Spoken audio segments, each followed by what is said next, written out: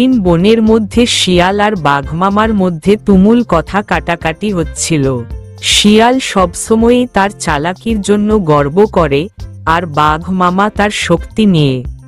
শিয়াল বলল, বাঘ মামা, শক্তি তো তোমার অনেক, কিন্তু বুদ্ধি কোথায়? আমি চাইলে তোমাকে যে কোনো ব্যাপারে হারিয়ে দিতে পারে। বাঘমামা রেগে বলল, আমাকে হারাতে পারবে? হ্যাঁ, প্রমাণ করো। শিয়াল একটুখানি ভেবে বলল, আচ্ছা, আমাদের মধ্যে গাড়ি চালানোর প্রতিযোগিতা হোক, দেখি কে জেতে। বাঘমামা বলল, আমার তো কোনো গাড়ি নেই। কাল সকালে আমাদের প্রতিযোগিতা শুরু হবে। আমি নিজেই সব ব্যবস্থা করব।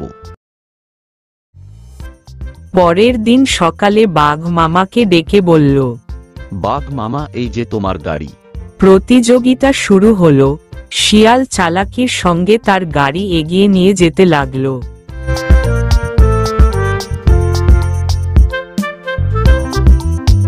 শিয়াল চালাকির সঙ্গে বাঘ মামার গাড়ির তেলের পাইপ কেটে দেয়, আর আস্তে আস্তে সব তেল পড়ে যায়। কিছুক্ষণের মধ্যেই বাঘ মামার গাড়ি বন্ধ হয়ে যায়। শিয়াল দ্রুত গন্তব্যস্থানে পৌঁছে যায়। কিছুক্ষণের মধ্যেই বাঘ মামা গাড়ি নিয়ে পৌঁছে যায়। হেরে গিয়ে বাঘ মামা বলল, তোমার চালাকিটা সত্যিই দারুণ শিয়াল, কিন্তু পরের বার তোমাকে দেখাবো।